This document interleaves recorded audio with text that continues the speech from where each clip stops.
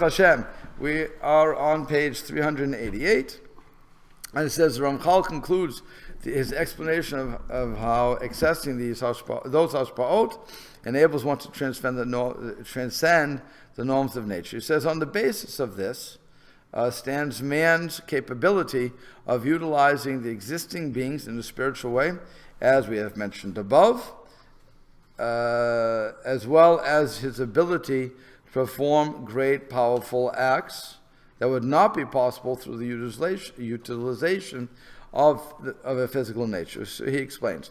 For example, if someone wants to receive a loan from a bank, when he speaks to the bank clerk, he will be subject to the normal criteria for acceptance. But if he speaks to someone above him, he may receive the loan even though he does not comply with all the formal criteria of the bank.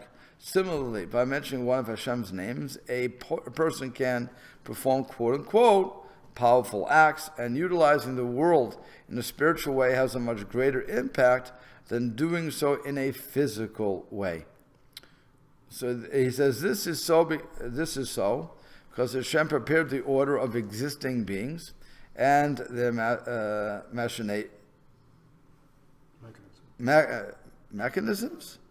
Or mechanisms? Mechanisms, okay. Thank you.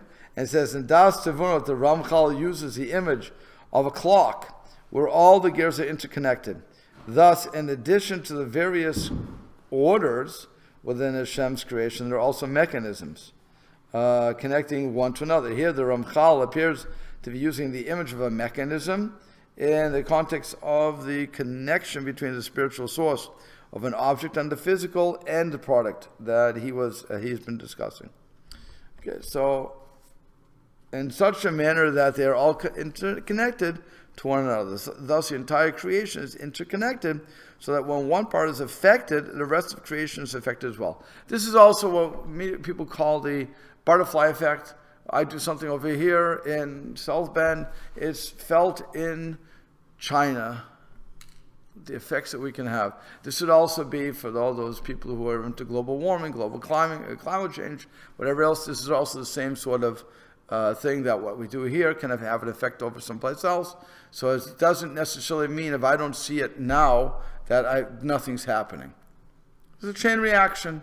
So in the spiritual world also you have these chain reactions. I can sometimes overrun, in other words, not overrun. Override, thank you. Override the spiritual world if I know how to properly do that.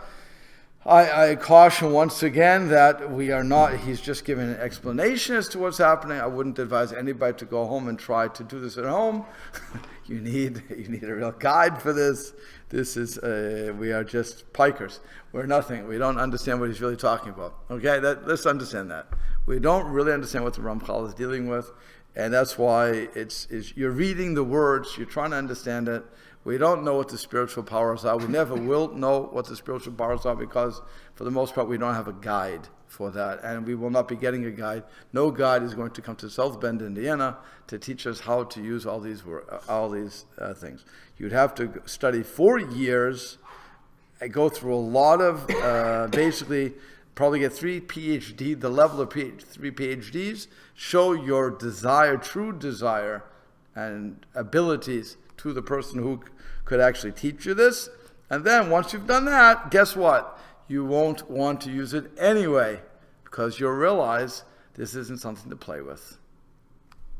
Okay. Really, that's what it goes on. So it sounds great. I can do witchcraft. I can surpass all these powers, get what I want. I can beat if I were trying to beat some eternal plan. I could go against the eternal plan.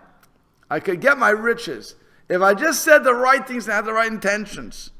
But again, when I realize how to do that, I'll realize why I shouldn't. So let's understand. That's really what he's not saying that yet.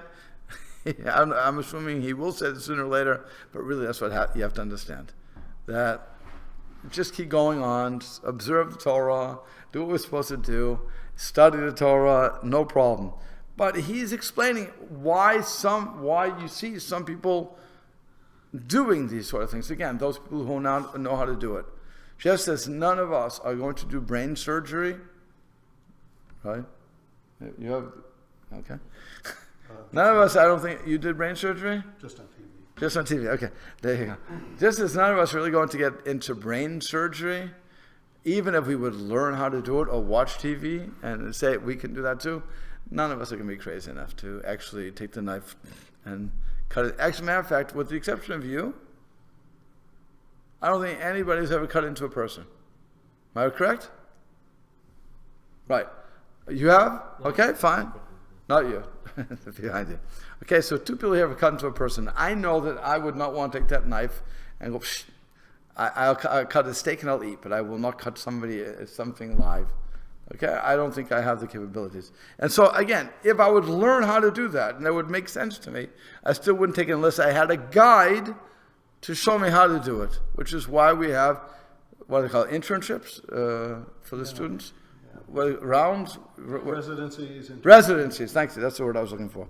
Okay, residencies. Yeah, he had a very short career as a Moyle. Okay.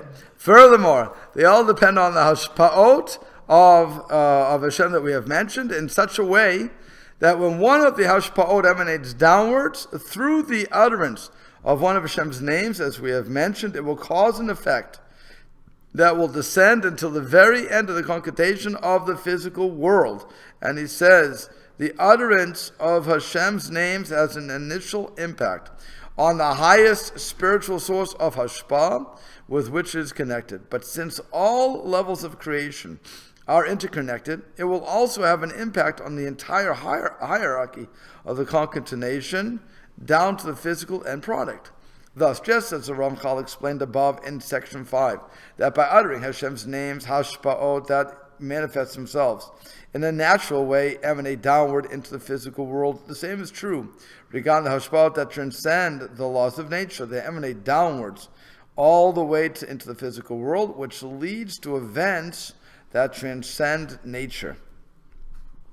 For Hashem, as he continues, for Hashem is available to those who call upon him with that name within the framework of what he arranged and desired. Hashem will then illuminate that radiance and provide the hashpa'ah upon which depends the reality of that matter which is sought after, until the end result of that matter within the physical world. Okay, everybody's somewhat clear with that? Again, there's rules, we have to follow them. I can override them at times, and if I do, no matter what's going to happen, there's going to be a chain reaction. It's not just a limited reaction. So the Ramchal presents a second method for transcending the norms of nature. Hashem enacted one matter along this line. He says Hashem provides another way for transcending the laws of nature through Hashem's names. However, this is unlike the previous method. This method can change nature without having access to Hashem's hashpa'ot. Okay, so it is based upon the principle that all of the malachim, these heavenly beings, whatever their levels, and he explained before that there are malachim who exist at every level of concatenation, and through them Hashem transmits his hashpa'ah to the world. So again, whatever their level, were empowered to act in accord with what was transmitted to them.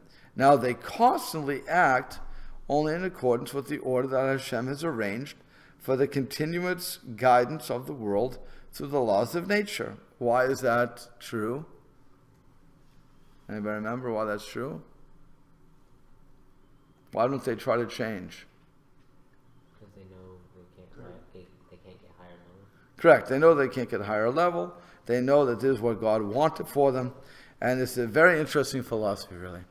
Because, like I said to somebody else, and I've said this a couple of times in the classes throughout the year already. When Hashem created us, for whatever reasons, he put us into the bodies that he chose. Jew, non-Jew, and so on and so forth, okay? So what happens? And some are malachim. So you have malachim, those are heavenly beings. Then you have humans. So he made some of us B'nai Noach, some of us Jews. That's the only two. Let's understand. In Judaism, that's the only two types of people we have. We don't have anything else. You're either a Ben Noach, which means that you're a child of Noach and have the 7 laws to follow, or you're a Jew and have 613. It's really the only two. We don't look at the different religions. That's nothing to do with us. That's the only two creations, the only two types of humans on this planet. And so what happens is, so Hashem created us that way. The question you have to ask, you brought up conversion. For the people who want to convert, the question that has to be asked is, wait a second. By the way, I'll say it first, and you'll see where I'm going with this, okay? So you have to ask the question, if a person wants to change their form, why did Hashem make me in this? I want to be a Jew. Why did he make me a non-Jew? And the other way, by the way, you have Jews who also don't want to follow the commandments. They would be more than happy to throw the yoke of God off their back and say, I'll take the 7. You take the 613, I'll take the 7. And they can't get out, granted. So one is, Judaism is the Hotel California. You can enter any time, but you can never leave. Okay, so once we're born into it, we're there. You can't get out.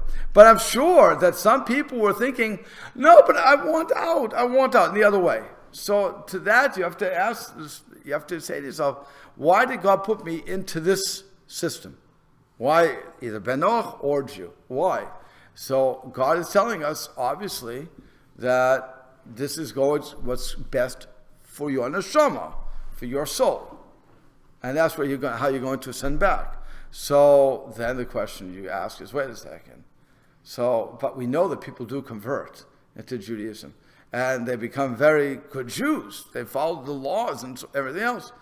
And that's true. And so what God is saying to that person is, something you did previously, your neshama needed that extra bump, where you had to wake up, as it were, realize I'm doing I'm living the life of a Ben Noach, and still know I want to get higher and higher, and I know I can do it, and I know I have this mission.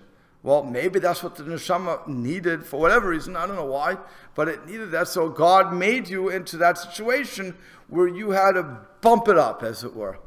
Okay, that would be answer the conversion issue. But for most people, God's just saying, be like the malachim. Be like the angels. They don't argue with me. They understand that this is best for them, not for me. God doesn't need us. Let's understand. God does not need us at all. Okay? But is best for you, that neshama. That neshama has to just do what it needs to get back to the source, as it were. So if all you needed was to be the good Ben Noach or the good Ben Yisrael, so that's what you should do. And just stick with that and be happy with that role. And again, people are miserable on both sides. And it's a very interesting thing. Some people want, like I said, some Jews would they act as if, I can't speak for them, they act as if they would throw it all away and say, please, I'll just take the 7, or leave me alone, I don't want to do anything. And you have some of the B'nai Noach who say, I want more. Okay. But I'm saying, based upon this with the Malachim, that God has a plan. And we don't have to understand it, just like kosher, we don't have to understand it, but we do have to follow it. And for those people who ultimately will go from Ben Noach to Ben Yisrael, a Jew, fine. I mean, if that really is where the neshama has to go, we don't stop that. We don't push for it, but we don't stop it because some people don't realize what they're getting into. And that's why in the other movements where they don't train the people properly, and that's why in the conservative reform, the people do not have to be religiously observant before converting. They will go through as far as halacha is concerned, it's not a valid conversion, but for them it is. But their converts don't keep the Sabbath. They don't keep kosher. If they're a woman, they don't go to mikveh. They're not doing anything. So what did you accomplish? And I asked that openly to the rabbis. What have you accomplished? You haven't done anything. The person hasn't moved. All they did was they changed their title from Ben Noach to Jew, but it's not, you haven't done anything. And so, let's say the conversion for 1 second worked. Now you put this person to no one situation. She is going to be punished for now for what they would never be punished before. You just gave them another debt. It'd be like me giving you, I get to my bill. I would go to New York. I build up my Discover bill. I charge $15,000. I decide I don't want to pay it. So I say, here you go. Here's your new bill. Enjoy it. And you say, I'll take it. Give me more. Go ahead. But then you never pay it. And it's on your name. I changed everything to your name. It has nothing to do with me anymore.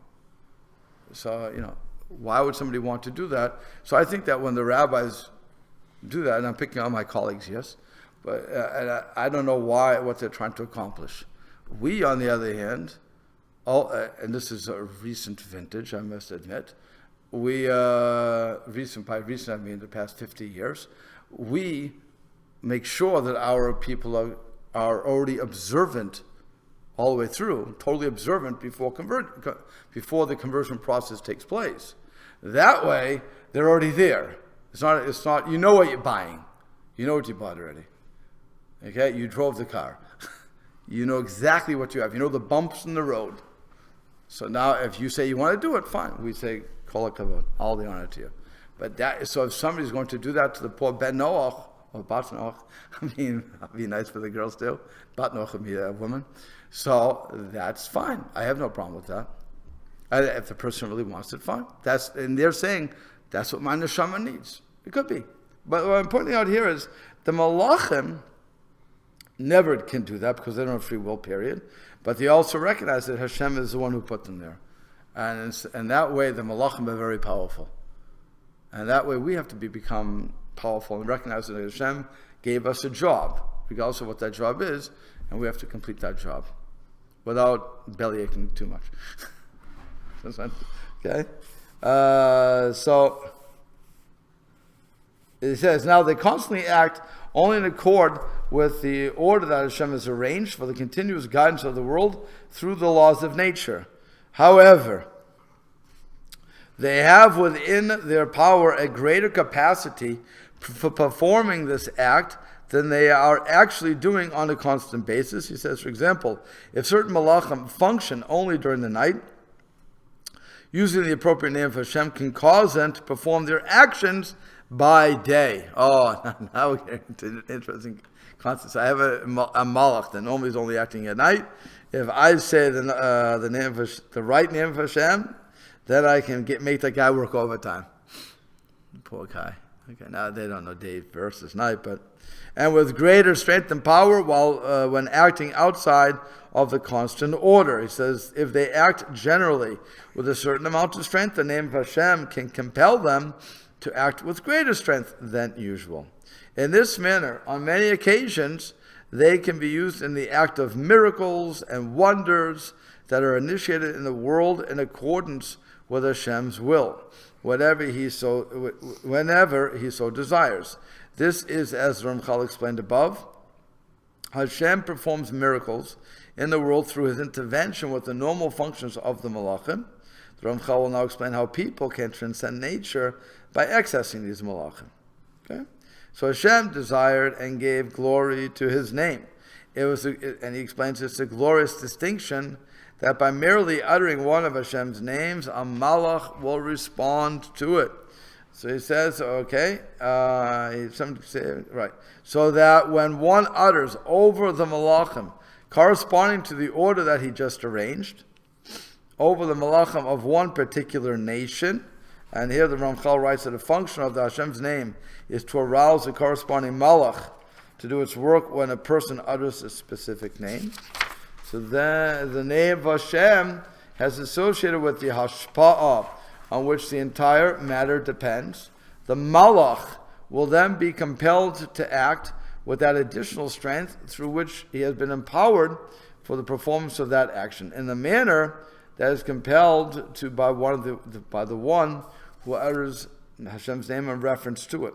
And he says, the Sifter Chacham explains that Kafitza Derech. What is Kafitza Derech?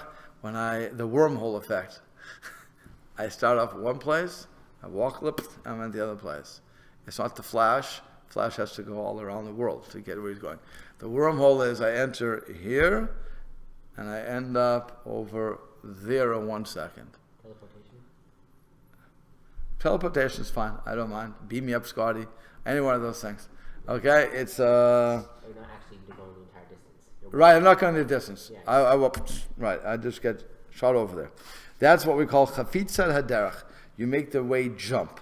Okay? So that can work the same way. By uttering the name of Hashem, associate whether Hashem's directing the Malachim or pointed over the perimeters of space, the Malachim will act to remove those natural boundaries. Thus, when a tzaddik travels a large distance at a pace that transcends the norms of the natural world, an observer would not see him flying through the air to his destination. Rather, through the removal of the natural boundaries, that person will just suddenly be where he needs to be. So here I am, and I give you South Bend a lot of cheap pops tonight. Here I am in South Bend, and I decide I have to be in Boston, and if I'm a tzaddik, just that thought whisks me away.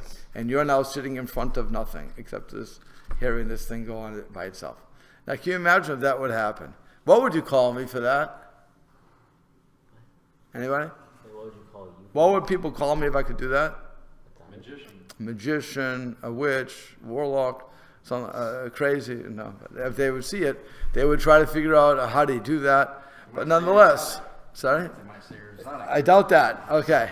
But it would be nice if they would. But I don't think they would. They would probably assume that there was some trick, some mirrors going on here. But even if I could do that, I'm also getting in danger of people wanting to kill me to find out my secrets. So that's why, by the way, you don't see this happen so often. Actually, you never see this happen.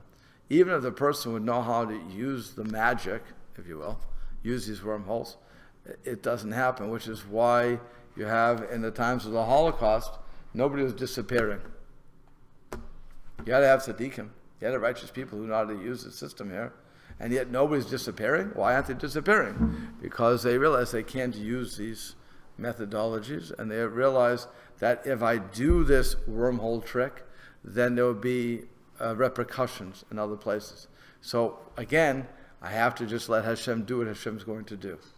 That's what I'm saying. Even if I have the power, even if I know how to utilize the power, I don't utilize the power because I realize that I can't. It's going to cause a chain reaction that I don't know if I can. I don't know everything about the chain reaction. I only know I want to escape, but that escape may cause something else. So I have to just let it go. And if it means my death, it means my death. I have to trust in Hashem at that point. Can you imagine having that much power and not knowing you can't use it? I want to think about that. Well, you could, but you shouldn't. Again, if you know you shouldn't, you could. If you know you shouldn't, it means you can't because you're following God's law. So once you do that, just think what I'm saying. You have the ability to save yourself, your family, your loved ones. And you suddenly say, I can't do that because of what's going to happen after that. That will happen, and I can't control it. And, by the way, this wormhole doesn't allow me to go back in time. It's not time travel here.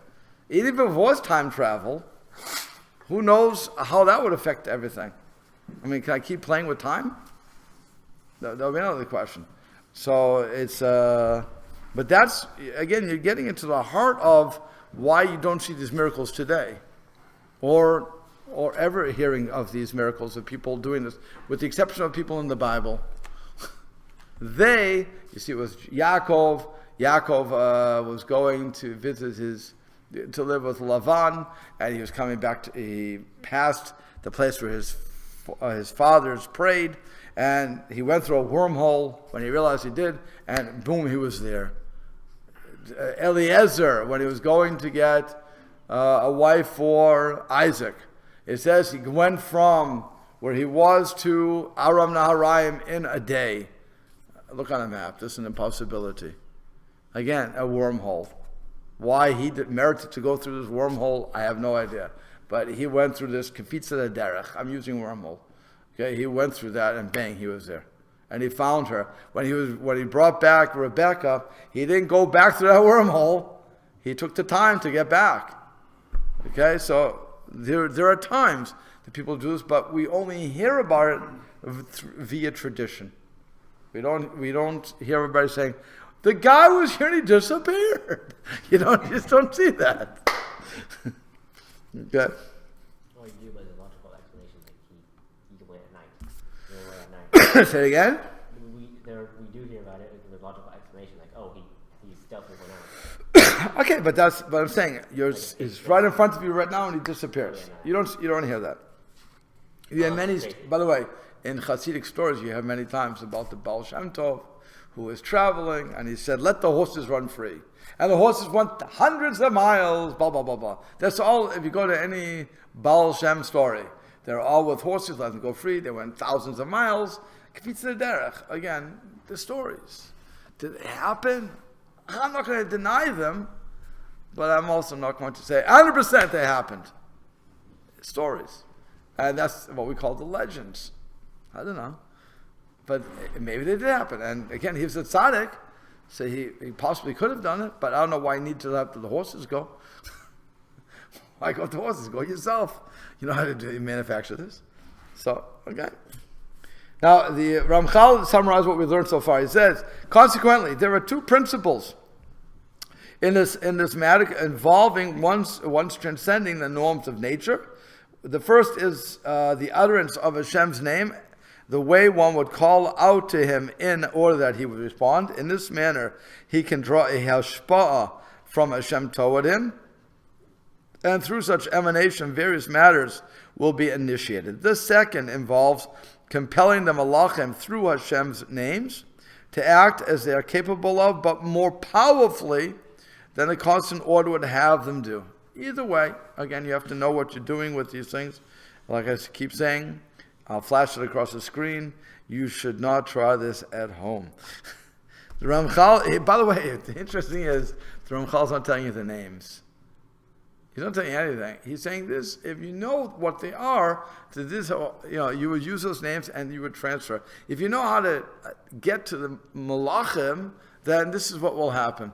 But he's not giving a how-to guide. He's not telling you, say this word. If you want to go 20 miles, say this word. If you want to do this, he's not doing that.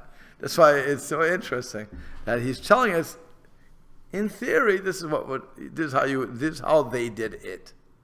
Okay? So let's understand that. The Ramchal discusses the limitations involved in one's attempt to transcend the norms of nature. So he says, none of these matters are absolute, left to whatever man desires. He says, just because it is possible to suspend the laws of nature does not mean that every natural law can be transcended at any given time. Rather, they are limited by boundaries and conditions and are appraised as to how far-reaching will be the ability to utilize them and by which means they will be successful. He says, thus, there is a limit as to how far nature can be transcended, and there are also conditions for when any attempt to transcend or to suspend the laws of nature will succeed. Furthermore, it is possible that the effect will be withheld and the act will be delayed even within the parameters of its permitted use. He says, in addition to the normal limitations that prevent the suspension of laws of nature from occurring, it is also possible that added limitations will be placed upon the degree to which someone will be allowed to redirect the laws of nature. So again, you have danger here. This is similar to the withholding of the effects of one's utilization of something within the natural world as well, through the divine decree, should God desire to issue such a decree. He says that the Derech al-Chaim gives the example of Jeroboam, who stretched out his hand while on the Mizbeach, the altar, to grab hold of the prophet, but could not return his hand because it suddenly became rigid. God can stop anything, can control everything, control up his hand. God can do what he wants.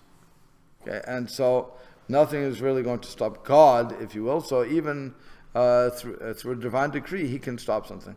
The Ramchal defines the fundamental difference between the two methods of evoking events. This is regarding the first principle, which involves the uttering of Hashem's name to draw from it hashpah. It will definitely require a state of closeness to Hashem and of attachment, devekus, with Him. Since the mechanism of this action is calling Hashem through His name, the caller must be someone whom Hashem is willing to answer. If that person has not developed closeness with Hashem, Hashem will not respond to his call. So now we have another problem. I find out the name of Hashem that I need to transfer myself, okay? And so I pronounce it. And I don't move. Does it mean that it's a lie? No. It means I have not established the devekus, the attachment to Hashem that I need for this to work. So again, so let's go in logical. I have to have a devekus. I have to have this attachment to Hashem, this total connection. And how do I develop the connection? Study Torah? No. Mitzvot. Mitzvot. By doing mitzvot. By actively doing the mitzvot that I'm required to do. And of course, the only way I'm going to know that is to study the Torah, yes. But that's not the main point. The main point is not studying. The main point is doing. I have to do it. And when I do it, I attach myself to God. And that's, again, learning helps me do it. No question about that. But, right? So once I do that, come on in. So then what happens is, I get the attachment. And then if I say the name, and I'm attached, so it can work, yeah. So doing it for the sake of doing it, not just doing it because someone told you to do it. Doing it for the sake of, because Hashem told me to do it. No. But what should I do? I'll do this, and this. Oh, okay. So just like things to do when you don't Bored? Don't really learn a Torah, but like people say do this mitzvah. You have to do mitzvah. It's like okay, what do mitzvah do? This. Like okay, you're not really doing it in the name of God or for the sake of the mitzvah. You're just doing it because someone else told you to do it because it's a good thing to do. So then you're not really attaching yourself to God. Yeah. So you have to do it with full intent of doing it because of the mitzvah and attaching yourself to God. Yes, if I want to attach myself to God, then I have to do it with the concept of attaching myself to God. But let's make clear something else. Let's say I don't know what doing mitzvah are all about, or I don't know what the mitzvah is, and I tell you, the mitzvah is blank. Okay? So you trust me to tell you what the mitzvah is. You fulfill the mitzvah. By fulfilling the mitzvah, you became somewhat attached. By learning about that mitzvah, you become more attached. The more you do it, the more attached you become. So that's why the Gemara will say, Lo lishma bo lishma. I don't originally do it for the sake of heaven, but I will come to do it for the sake of heaven once I do it. But if I just think, theoretically, I heard there's a mitzvah out there, but I don't know it and I won't do it until I understand it, then you miss the boat too. Because the mitzvah is God's command. You have to do God's command. Whether or not you understand it, you have to do it. Na'aseh v'nishma. When we were at Sinai, we didn't say nishma v'na'aseh. We didn't say, first we'll understand what you want, God, then we'll do it. We didn't say that. We said, na'aseh v'nishma. We will do it, and we'll understand it. That's all. So again, that's where we'll have to stop here. Okay. Meaning is about to begin.